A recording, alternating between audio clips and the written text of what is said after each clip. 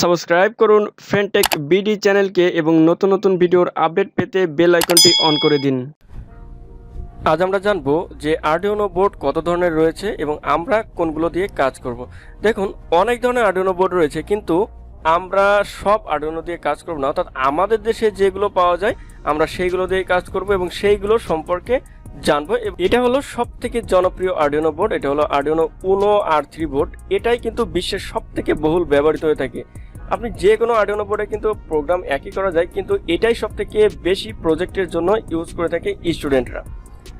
তো আপনারা বুঝতেই পারলেন এটা অনেক গুরুত্বপূর্ণ। তারপরে রয়েছে আরডুইনো মেগা বোর্ড। এটার জায়গা অনেক বেশি, এর মনে করেন ফ্ল্যাশ মেমোরি বেশি, অনেক বড় প্রোগ্রামেতে আপলোড করা যায়।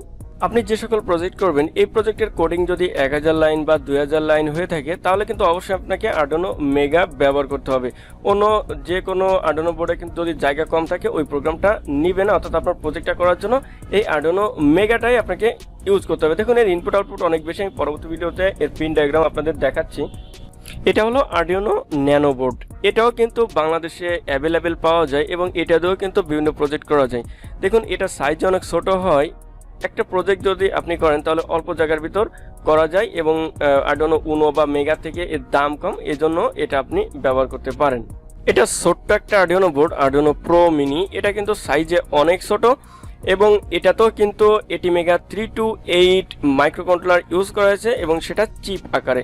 এটাতেও কিন্তু আপনি ছোট্ট জায়গার ভিতর একটা ভালো মানের প্রজেক্ট করতে পারবেন। তো এটাও আপনারা ইউজ করতে পারবেন। এটাও কিভাবে ইউজ করবেন, আরডুইনো ন্যানো কিভাবে ইউজ করবেন, সবই কিন্তু আপনাদের দেখিয়ে দেবো।